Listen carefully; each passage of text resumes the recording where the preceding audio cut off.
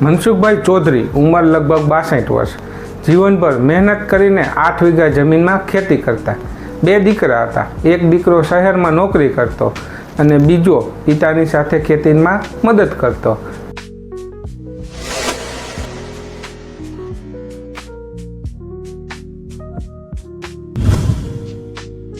મનસુખભાઈએ આખું જીવન એક જ વાત વિચારી હતી, આ જમીન મારા બાળકો માટે બચી રહેવી જોઈએ. દરરોજ સવારે 5 વાગે ઉઠી જતા, તડકામાં કામ કરતા, વરસાદમાં ભીંજાતા, પણ જમીન ક્યારેય વેચી નહીં. કારણ કે ખેડૂત માટે જમીન માત્ર મિલકત નથી હોતી, એ એક લાગણી હોય છે, એ પરિવારનું ભવિષ્ય હોય છે. એક દિવસ મનસુખભાઈની તબિયત ખરાબ થઈ. થોડા મહિનાઓ પછી તેમનું અવસાન થયું. ઘરમાં દુઃખનું વાતાવરણ હતું. બધાને લાગ્યું કે હવે જમીન તો આપોઆપ દીકરાઓના નામે થઈ જશે. પણ સાચી મુશ્કેલી તો ત્યારે શરૂ થઈ, વર્ષો સુધી વારસા એન્ટ્રી કરાવી નહીં. પછી જ્યારે નાના દીકરાએ પાક લોન માટે બેંકમાં અરજી કરી, ત્યારે ખબર પડી 7/12માં હજુ પણ પિતાનું નામ હતું. અને વધુ ચોંકાવનારી વાત તો એ હતી, દૂરના એક સંબંધીએ ખોટો દાવો કરી દીધો કે જમીનમાં તેનો પણ હક છે. હવે શરૂ થયા તાલુકા કચેરીના ચક્કર, વકીલ નોટિસ, કોર્ટ.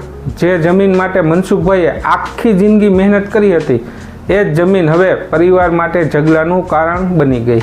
મનસુખભાઈનો મોટો દીકરો એક દિવસ રડતા રડતા બોલ્યો, કાશ પપ્પાએ સમયસર કાયદાકીય કામ કરાવ્યું હોત તો આજે આપણે પોતાની જ જમીન માટે ભટકતા ન હોત. આ માત્ર એક પરિવારની વાત નથી. ગુજરાતમાં હજારો ખેડૂતો સાથે આવું બને છે. કારણ શું? કાયદાની અજાણતા.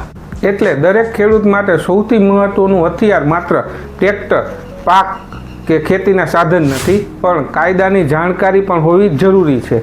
સમયસર વારસા એન્ટ્રી કરાવો, 7/12 ચેક કરો, દસ્તાવેજ સાચા રાખો. કારણ કે જમીન બચાવી હોય તો કાયદો જાણવો ખૂબ જરૂરી છે.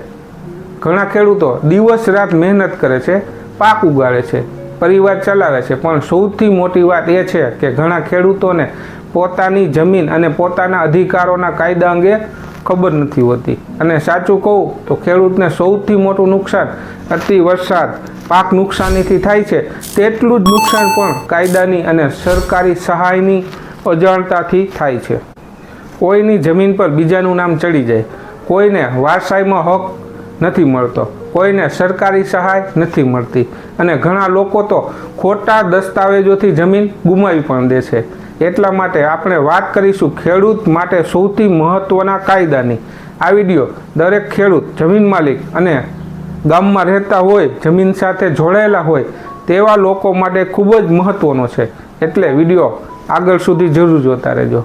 સૌથી પહેલાં સમજીએ ખેડૂત માટે કાયદો એટલો મહત્ત્વનો કેમ છે. કારણ કે તમારી જમીનનો સાચો માલિક કોણ છે? તમને સહાય મળશે કે નહીં? વારસાઈમાં હક કોને મળે? સરકાર જમીન લઈ શકે કે નહીં? આ બધું કાયદા પરથી નક્કી થાય છે. અને ખેડૂત માટે સૌથી મહત્ત્વનો કાયદો છે જમીન મહેસૂલ કાયદો.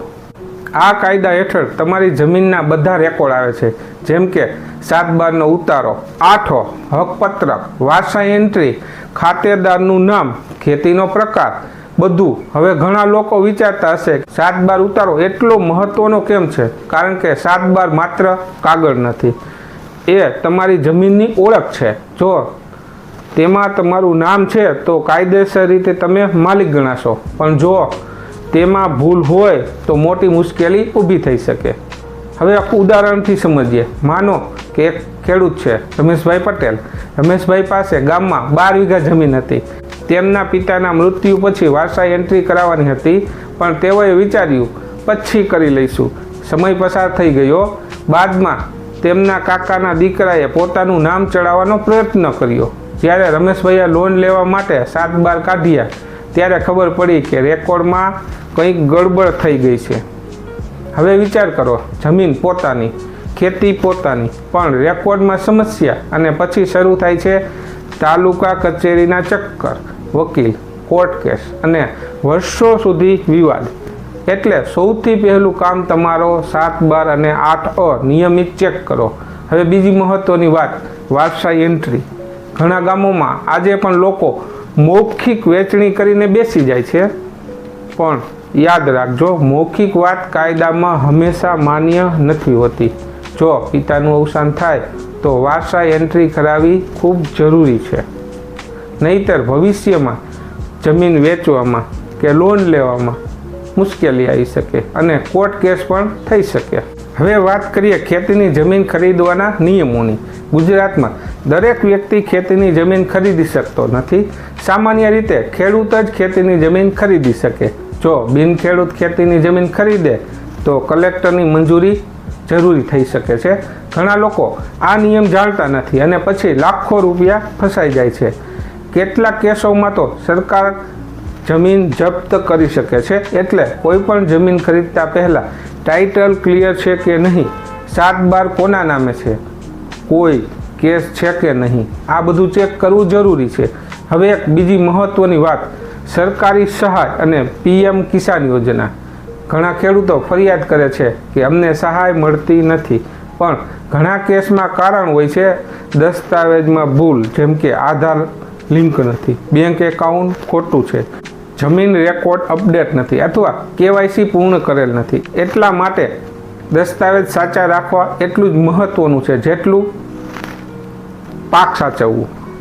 હવે વાત કરીએ સરકાર જમીન લઈ શકે. હા, કેટલાક પ્રોજેક્ટ માટે સરકાર જમીન લઈ શકે, જેમ કે રોડ, રેલવે, ડેમ, સરકારી પ્રોજેક્ટ. પણ ખેડૂતને અધિકાર છે યોગ્ય વળતર મેળવવાનો અને ઘણા કેસમાં બજાર કિંમત કરતાં વધુ વળતર પણ મળી શકે છે. જો તમને લાગે કે વળતર ઓછું છે તો કાયદેસર રીતે વાંધો ઉઠાવી શકો છો. હવે ઘણા લોકો એક મોટી ભૂલ કરે છે, કોઈ પણ કાગળ વાંચ્યા વગર સહી કરી દે છે. પણ યાદ રાખજો, ખાલી વિશ્વાસ ઉપર ક્યારેય દસ્તાવેજ ઉપર સહી ન કરવી. પહેલાં વાંચો, સમજો, જરૂર પડે તો વકીલ અથવા જાણકાર વ્યક્તિને બતાવો, કારણ કે એક સહી આખી જમીનનો પ્રશ્ન ઊભો કરી શકે છે. હવે વાત કરીએ ડિજિટલ યુગની. આજે બધું ઓનલાઈન થઈ ગયું છે. ઈ-ધરા ઓનલાઈન, 7/12 ડિજિટલ રેકોર્ડ, આ બધું સારી વાત છે, પણ સાથે સાથે ફ્રોડ પણ વધી રહ્યા છે. ઘણા લોકો ખોટા દસ્તાવેજ બનાવીને છેતરપિંડી કરે છે. એટલે કોઈ પણ અજાણી વ્યક્તિને જમીનના ઓરિજિનલ કાગળ, આધાર, OTP આપતા પહેલાં સાવધ રહેજો.